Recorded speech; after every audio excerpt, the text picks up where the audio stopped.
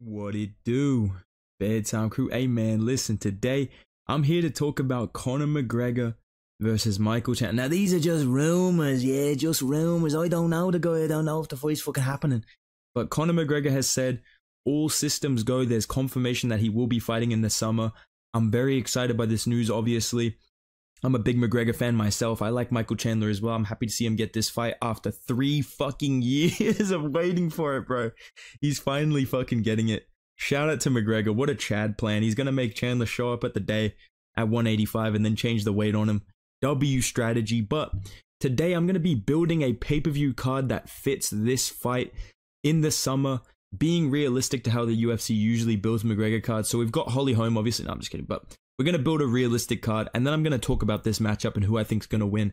Let's get into the card, starting off with the main card of the pay-per-view.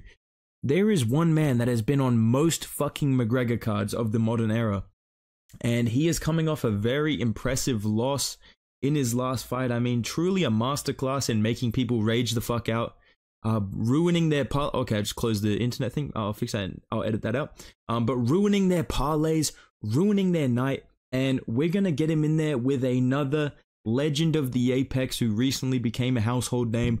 I want to see Tai Tuivasa versus Shamil Gaziev, bro.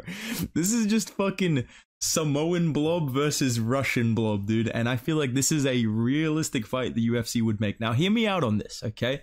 Tai Tuivasa is likely to produce a cartoonish knockout of Shamil Gaziev, which would be hilarious. And Shamil Gaziev, he will wrestle a little bit, but he's almost so fat and not that good that I feel like Tuivasa could survive. And if he doesn't survive, he will get blobbed on, bro. He will get absolutely blobbed, and it will be hilarious to watch. So I feel like it's win-win. Either Shamil Gaziev just strikes with Tuivasa for 3 rounds and they go to war, he gets chinned, or he just blobs all over Tuivasa and all over the people in the crowd. And I feel like this is a hilarious fight to open the card. Realistic as well, top 10 heavyweight. Tuivasa's always on these fucking McGregor cards. So let's give him one last chance in front of a crowd to do a shoey. Gaziev will probably do a couple of shoeys if he wins. So great fight to open up the card.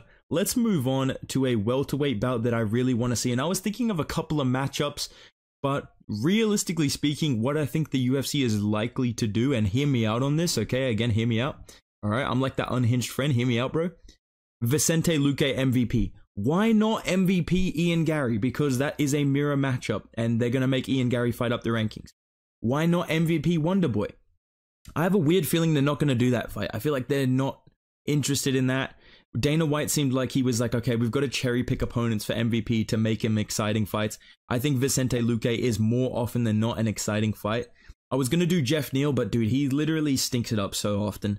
And, you know, Luque, he had one bad performance. Otherwise, this guy's a fucking savage. I would love to see him try and box with MVP, try and calf kick him. He's got the jiu-jitsu game as well, whereas if it goes to the ground, there will be a nasty submission if he gets a chance to do it. And we do have a chance here of a fucking MVP flying knee brutal knockout. So I feel like the styles of these fighters would sell this fight. MVP is kind of a big name, and I think this is a more exciting matchup than Holland.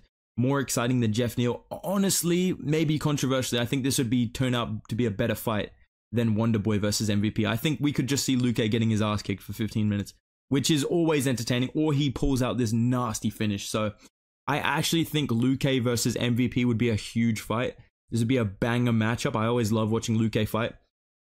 And it makes sense. You know, he's a top 10 welterweight. If MVP wins this, if he finishes Luque, it will be brutally. And you could probably justify doing him versus like Bilal Muhammad or, you know, someone near the top of the rankings to get a title shot, to be honest. So Vicente Luque versus MVP has a lot of highlight reel potential. Could be a bit of a stinker, but I think it'd be entertaining. So that's the second fight I want to see on the main card, and that I think is realistic. Because, dude, the reason I'm not doing like Wonderboy versus Gary, Gary versus Colby, Gilbert Burns versus Bilal too, right? The UFC never puts big fights on these McGregor pay-per-views. They have 2 really good fights, and the rest of the card, you're like, why the fuck is like Marc-Andre Barriault the featured fight? You know what I'm saying, dude? So I'm going to be realistic here, but I will keep some high-ranked opponents. And the featured fight of this card, I want to give the crowd just an insane experience, like a once-in-a-lifetime type fight that will definitely like has a small window to be made. That's what I want to say. Has a very small window for people to see this fight that they want to see. And I think with McGregor on the card, this would be a lit fucking featured fight. I want to see Jose Aldo on the McGregor card. I want to see him fight Dominic Cruz. I feel like seeing Aldo and McGregor meet again on Embedded would be like 1 million views automatic. Like, you know, I know, we know. If you woke up and you saw UFC Embedded, 304 episode 2 and you see Jose Aldo and Conor McGregor dapping up, you're clicking on that shit immediately, dude. Plus, this is an exciting matchup. Cruz is a bit chinny. Aldo's pretty hard to take down. I want to see what happens. I think this is a winnable matchup for Aldo. You could see a Dominic Cruz win if he really, really relies on his wrestling and his timing, because he is good at taking people down even when they're high level. Like, he times it so well. 3-rounder. Very exciting matchup. I don't think there'd be a finish, so we would get some entertaining scrambles out of this fight. And all in all, I mean, people could see a double retirement of 2 of the greatest fighters in UFC history on this card, That alone is a big enough deal to put this on pay-per-view. This could be Jose's last fight. This could be Cruz's last fight. Like I said, this could be a double retirement. So I think this is a realistically big matchup that would sell the pay-per-view. That would also be an entertaining fight in case these first 2 are kind of shit. But I think those first 2 fights would be entertaining as well. And let me move on to my co-main event now. I have made this fight before on a pay-per-view card builder, but the more I think about it, I'm thinking about doing UFC 304 for McGregor versus Chandler. I don't think it'll be International Fight Week, because I don't know about you guys, but let me know what you think. Do you feel like Dana White fucking hates Conor right now? I feel like every press conference they're like, "Hey Dana, when's Conor coming back?" He's like, I don't know what the kid's fucking doing. I don't know whether he's on drugs or he's in jail. I don't know what the fuck he's doing, but we don't have a fight for him. We don't have a fight for him. What's the question?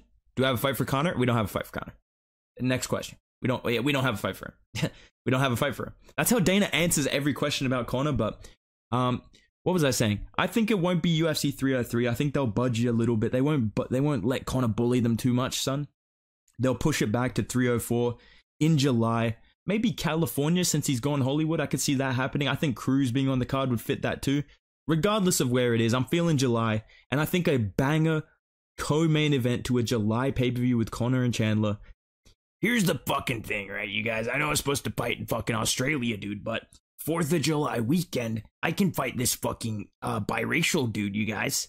I can fucking knock out Robert Whittaker, you guys. Sean Strickland, bro, stop crying on Twitter, dude. It's getting really fucking gay, bro. I'm getting fucking sick of it, dude. Okay? So the loser of this has to stop complaining about Dricus du Plessis. The winner can maybe fight him again. I think this is a perfect co-main event to a McGregor card. You get McGregor and Strickland next to each other at a press conference. That is going viral. That is going fucking completely viral. I don't give a fuck. I think this fight is enough to add another like 100K, maybe 250,000 pay-per-view buys to the card. Honestly, I think this card with McGregor, Chandler, and Strickland Whittaker, you're doing like at least 1.5 million, at least maybe like 1.7 million pay-per-view buy. I really think you capitalize on Strickland right now before he loses another fight, before he whines on Twitter even more and we wait ages to see him. Put him 4th of July weekend or close to that. Put him against Robert Whittaker. Winner gets a title shot.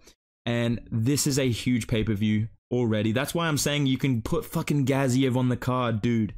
You can worry about other pay-per-views. Give them some good fights.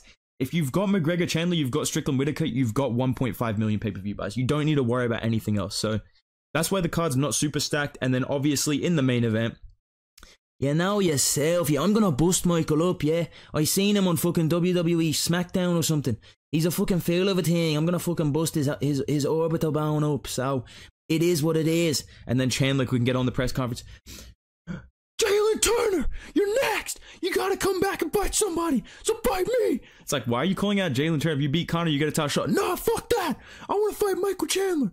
I want to fight Manel Cup. Michael Chandler goes full heel. Please, Chandler, do it, dude. But yeah, that's the card that I've got built. I think Chandler, McGregor, and Strickland Whittaker makes perfect sense for July. That's a huge pay-per-view. And now let me talk very briefly about this main event matchup, because I do believe Conor that it's going to happen. I do believe Conor McGregor that he's locked in. He's coming back.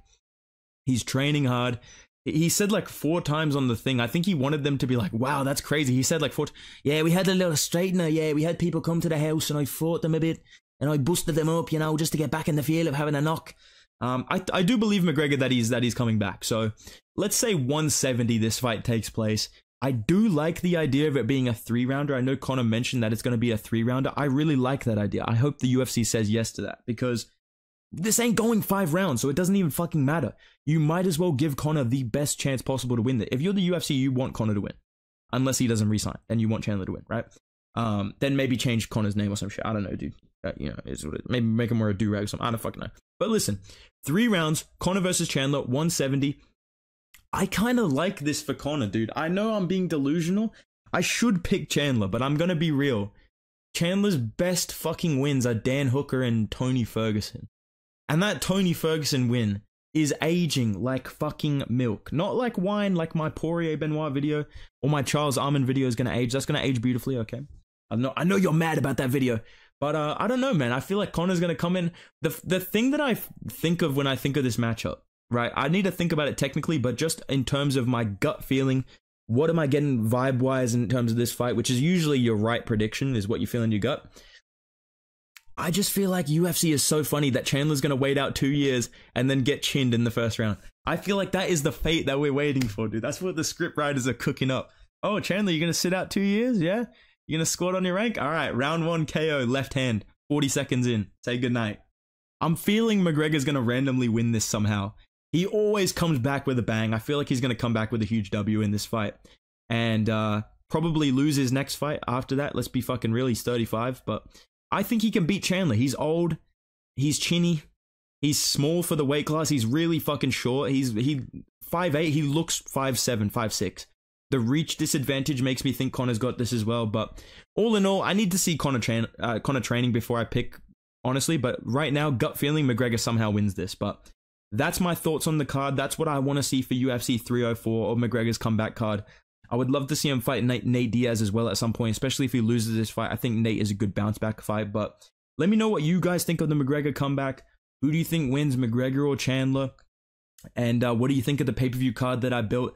Let me know what you guys think down below. Make sure you guys drop a like, subscribe to the channel. We're trying to hit 25K.